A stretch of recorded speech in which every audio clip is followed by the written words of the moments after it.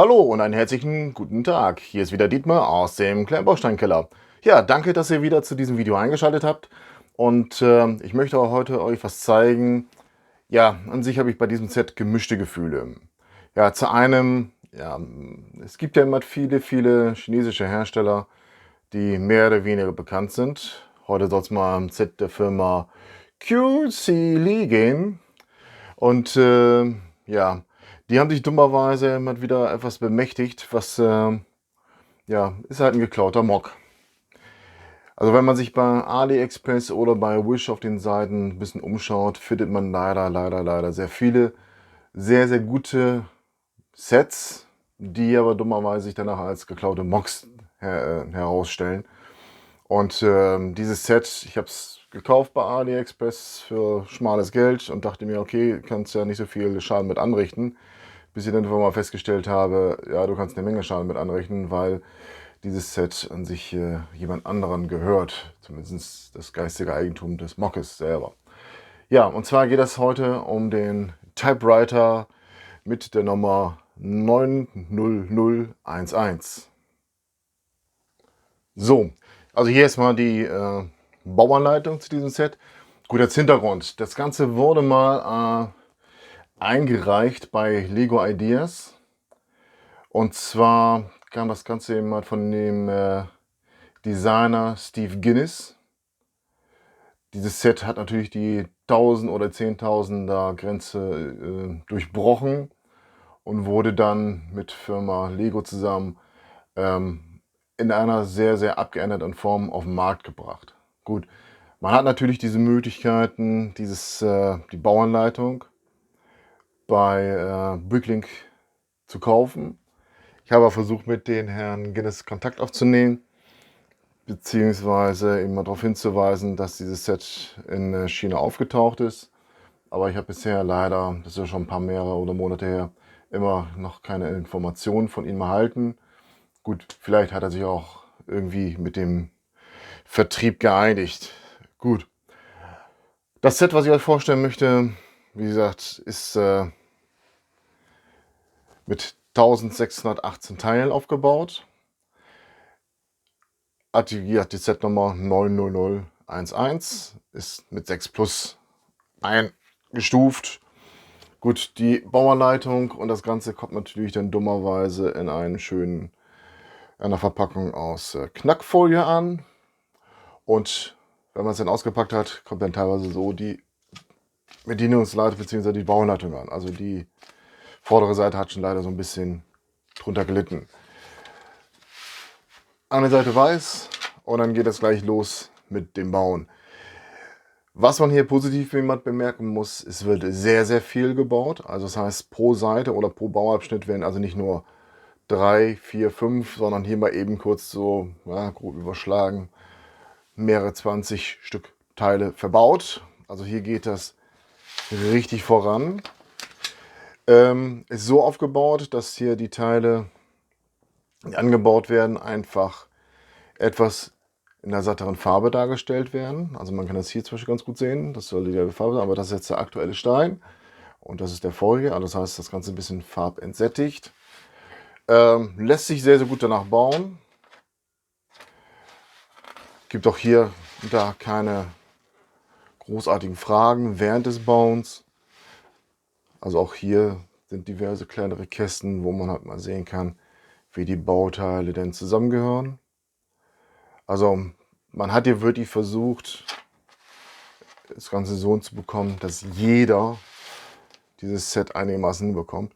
Das Set hat ein, zwei Schwächen. Die Schwächen sind zum Beispiel hier vorne zu sehen, also in dem Bereich hier. Das Ding ist dann natürlich sehr instabil. Also es ist mehr oder weniger ein Display-Set geworden mit ein, zwei Funktionen. Das zeige ich aber gleich nochmal. Aber also auch dieser Aufbau hier vorne, der hat an 2 Nerven gekostet, weil viele Teile einfach nur locker oben drauf gelegen haben und dann erst durchs Überbauen wurde das Ganze ein bisschen stabiler. Also auch hier vorne diesen Teil hier, also da ist mir das ab und zu mal auseinandergebrochen. Aber gut, dann baut man so fröhlich vor sich hin. Hier kann ich euch nur den Tipp geben, achtet ganz genau auf die Winkel. Weil wenn ihr da einen falsch einbaut, funktioniert nachher die ganze Mechanik nicht mehr. Es ist nicht viel Mechanik drin, also beziehungsweise auch nicht viel Funktion, aber man hat hier versucht, ja, wenigstens mit ein, zwei Funktionen, die Funktionsweise einer Schreibmaschine so ein bisschen nachzuvollziehen. Ja, also auch viel Technik, Bauteile verbaut. Das hier ist besonders interessant. Da hatte ich zuerst gedacht, das sind komplette Aufkleber, die da komplett draufkommen. Aber ich zeige euch das gleich nochmal bei ein, zwei Tastaturen. Was sehr, sehr genial gemacht ist, hat diese ganzen Teile hier sind nachher im Aufkleberform dabei. Und natürlich auch in der richtigen Reihenfolge. Das heißt also, ich muss jetzt nicht gucken, was kommt jetzt nach da, nach da, nach da, sondern ich muss einfach nur stur von links nach rechts das Ganze dann auf die jeweiligen Tasten bekommen. Aber wie gesagt, das zeige ich euch gleich nochmal. Das haben sie an sich auch sehr, sehr genial gemacht. Ja, und dann baut man so fröhlich vor sich hin. Man hat dann jetzt hier insgesamt, wo ist es denn, 51 Bauabschnitte. Ja. Und so sieht das Ganze dann nachher komplettiert aus. Also man muss hier ein, zwei Sachen noch zusammenstecken, die hier zusammengebaut worden sind. Ja, also man sieht ja noch hier, was von Seite 122. Das ist dann das Teil hier, 119 etc. Also hier werden ein, zwei Teile dann komplett zusammengebaut. Und so sieht es dann auf dem Papier aus. Aber jetzt möchte ich euch das ganze Ding mal in Natura zeigen. Ja, so sieht dann nachher das fertige Teil aus. Gut, wie gesagt, es ist ein Display-Set mit ein, zwei Funktionen. Also man kann die Tasten hier schon drücken. Dann sieht man das auch hier und da. Ja gut, also die ganze Gruppe bewegt den hier. Der bewegt den hier. Der bewegt dann wieder den hier. Also sind auch ist relativ einfach gemacht von innen. Der bewegt dann den hier. Also mit den Klöppeln selber muss man ein bisschen aufpassen, weil das ist ja, wie gesagt, innen drin sehr, sehr filigran aufgebaut. Ich kann auch den Schlitten hinten bewegen. Man sieht aber, dass der Schlitten relativ wackelig drauf sitzt. Das Blatt Papier ist gebaut. Ja, man sieht es hier so ganz gut. Das wurde einfach mal komplett gebaut. Auch eben dieser Bereich, wo dann nachher die Buchstaben aufgedruckt werden. Es werden wirklich nur Buchstaben hier verwendet. Also ich denke mal, bei einer normalen Schreibmaschine weiß ich, ob da auch Zahlen dabei waren. Aber hier fehlt halt der komplette Zahlenblock. Es ist schön geworden. Es wäre nur schöner gewesen, wenn das Ganze, ich denke mal, mit Absprache von dem Mocker auch auf den Markt gekommen wäre. Und nicht einfach bei Bricklink sich man die Bauanleitung runterlädt und das Ganze einfach dann mit einer Bauanleitung versehen wird. Aber gut, wahrscheinlich ist es noch nicht mehr der Fehler, dass man das Ding auf den Markt bringt, sondern wahrscheinlich ist es auch der Fehler, dass andere Leute so ein Set kaufen. Wie gesagt, ich hoffe, dass sich jedem, der Steve McGuinness dann nochmal bei mir meldet, dann kann ich den eventuell mit ihm nochmal einigen, ob ich ihm, also ich bin gerne bereit, einen zusätzlichen Obolus an ihn zu übersenden, weil die Arbeit soll ja auch belohnt werden. Ja. Also ja, das ist hier zum Beispiel ein Bereich, der kostet 4 Nerven, weil es ist einfach alles nur aufeinander gesteckt und man muss auch hier und da gucken, dass man die Teile nicht auseinander druckt. Wie gesagt, der gesamte vordere Bereich hier, man sieht es vielleicht auch hier und auch hier, der ist während des Baus relativ instabil. Ne? Gut, hier und da fehlen leider ein paar Teile, schätze ich mal. Und hier könnte man noch eine 2x2er Fliese draufsetzen. Ich glaube, auf der anderen Seite ist das ähnlich. Ja, da könnte man auch eine 1x2er Fliese aufsetzen. Aber ne, der Schlitten ist auch sehr kopflastig. Vielleicht hätte man das irgendwie anders noch regeln können, aber gut. Im Groben und Ganzen funktioniert es ja. Das Teil hier, das ist leider einfach nur oben so aufgesetzt.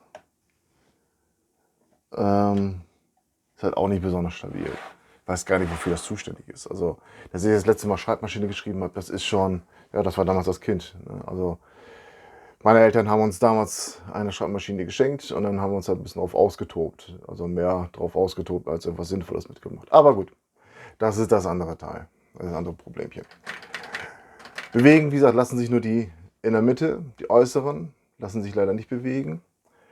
Aber auch da nur der Hinweis, versucht wirklich jemand das Ganze mit einer Tasse Kaffee bzw. An einem Tag zu machen, wenn ihr wirklich gute Laune habt. Weil dann habt ihr ein relatives hohes Niveau und könnt euch die Laune nicht so stark verderben. Weil hier und da ist es doch ein bisschen nervenaufreibend, wenn man die Teile zusammensteckt, gerade auch hier in diesem Bereich hier. Und man dann irgendwann mal feststellt, entweder falsch zusammengesteckt hat oder wenn die es zusammensteckt, dass das einfach mal alles wieder auseinanderbröselt. Weil, ja, ich kann es mir wiederholen, es ist an sich nur ein Display-Set. Also viel Funktion. Gut, es hat gute Funktionen mit dabei, aber es ist hier und da noch ein bisschen knifflig jemand von der Bauweise. Ja, auch hier hinten, das Runde hier, also hier und da doch ein bisschen, ja, man muss ein bisschen Filigranität in die Arbeit mit reinlegen hat. Also auch im Zusammenstecken, also hier und da muss man doch da, ja, vielleicht auch den einen oder anderen Cognac beiseite legen, damit man auch eine ruhige Hand hat. Gut, ich möchte euch das gleich mal das Modell ein bisschen näher aus der Nähe zeigen. So, also wie gesagt, die Tasten, man kann es vielleicht auch hier schon erkennen, man muss also die Aufkleber auf die Tasten aufsetzen. Das zeige ich aber gleich abschließend auch mal. Ich war überlegen, ob es einfacher ist, eventuell das Ganze vorher zu machen oder nach dem Aufbau. Ich habe mich dazu entschieden, das Ganze immer nach dem Aufbau zu machen. Gut, muss jeder selber entscheiden. Also es ist mit den 1618 Teilen richtig gut geworden. Ich denke mal, klar, das Set von Firma Lego hat ein paar mehr Teile. Kostet natürlich auch ein bisschen mehr. Gut, dafür sind wahrscheinlich auch dann das geistige Eigentum von Lego, was jemand vom Mocker, wenn man bei Lego Ideas mitmacht, sofort an die Firma Lego übergeht.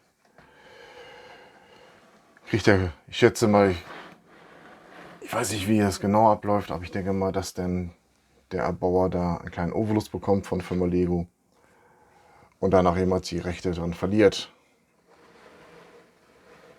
Gut, muss ja auch jeder selber entscheiden. Für einige oder anderen ist es natürlich einfach nur interessant, wenn man sehen kann, dass das geistige Eigentum eine derartige Popularität erreichen kann. Und da gibt es an sich nur wenige Möglichkeiten. Entweder man macht das Ganze bei Flickr oder bei YouTube oder bei den anderen öffentlichen Kanälen. Ja. Oder man versucht es halt bei Firma Lego, bei Lego Ideas.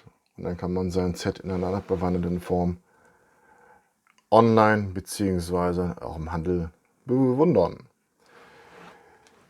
Ja, ansonsten gibt es an sich nicht viel zu diesem Set zu erzählen. Wie gesagt, abschließend möchte ich einfach nur mal zeigen, wie man die Aufkleber auf die Tasten bekommt. Okay, so, das ist dann dieser Aufkleberbogen. Klar, die obere Reihe habe ich schon aufgebracht, deswegen fehlt die auch hier. Und also ich finde das an sich relativ clever gemacht. Teilweise cleverer als die Firma Lego das hinbekommt, weil Firma Lego macht ja natürlich irgendwelche großflächigen Aufkleber. Oder wie ich das letztens bei dem einen Set von also von den Speed Champions hatte. Da haben wir dummerweise zwar durchsichtige Aufkleber genommen, aber diese durchsichtigen Aufkleber gehen dann komplett über die gesamte Fliese.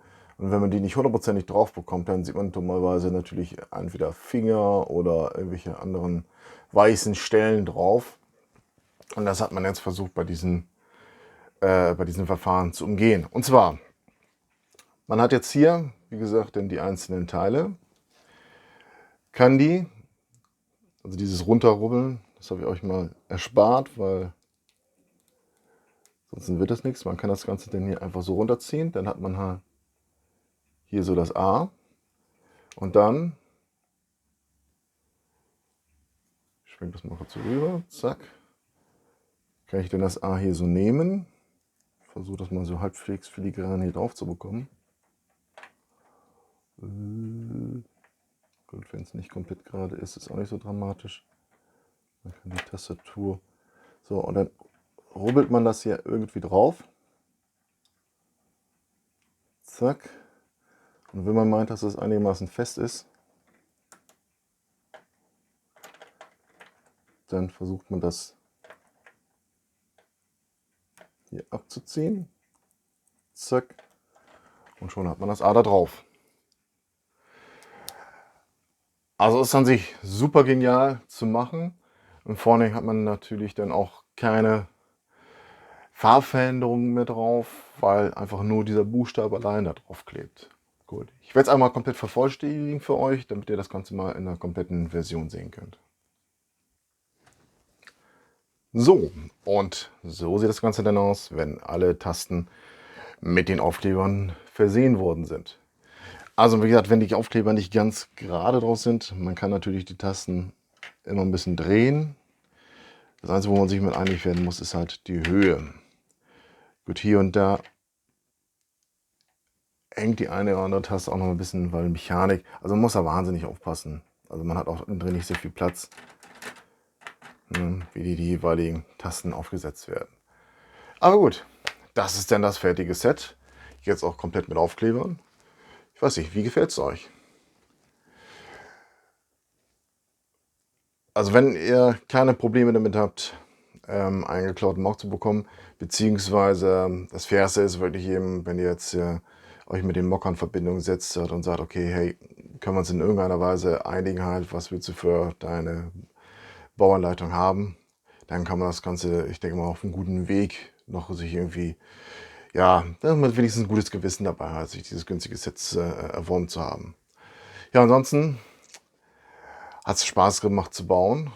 Wie gesagt, hier und da ist es halt ein bisschen knifflig, aber man muss halt, ich sage, am besten auf einen guten Tag das Ganze zusammenbauen, wenn man gute Laune hat, wenn das Ganze draußen Sonnenschein ist. Gut, bei Sonnenschein ist man wahrscheinlich eher draußen.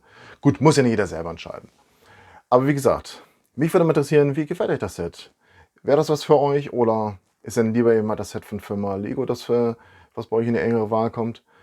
Oder habt ihr vielleicht noch einen anderen Typewriter oder eine andere Schreibmaschine, die ihr empfehlen könnt? Ja, ansonsten war es das jetzt mal wieder für heute. Ich bedanke mich fürs Zuschauen. Wenn ihr kein Video mehr von mir verpassen wollt, dann drückt einfach auf die Glocke. Daumen hoch, würde mich auch sehr freuen. Oder, das wäre das Genialste, abonniert meinen Kanal. Für mich als YouTuber, der wirklich auf einem ganz, ganz kleinen Level arbeitet, ich bin knapp vor der 100. Also es wäre schon super, wenn die 100 durchbrochen werden könnte. Klar, eins bei anderen würde natürlich sagen, komm, Held der Steine hat über 100.000, Johnny's World hat über 10.000. Aber für mich wäre schon eine super Sache, wenn wir die 100 erreichen würden. Und dann gibt es dann auch eine Special-Sendung. Da habe ich auch was vorbereitet für, aber dann lasse ich da einfach mal überraschen, wenn die 100 geknackt worden sind. Ich hoffe, dass vielleicht sogar nächste Woche der Fall sein wird. Ja, ansonsten bedanke ich mich fürs Zuschauen, wünsche euch noch einen schönen Tag und danke, euer Dietmar aus dem Kleinbausteinkeller.